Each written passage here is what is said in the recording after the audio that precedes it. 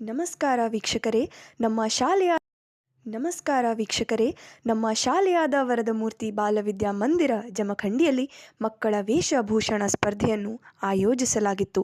ಈ ಸ್ಪರ್ಧೆಗೆ ಮಕ್ಕಳನ್ನು ಸಜ್ಜುಗೊಳಿಸುವಲ್ಲಿ ಪೋಷಕರ ಪಾತ್ರ ಎದ್ದು ಕಾಣುತ್ತಿದೆ.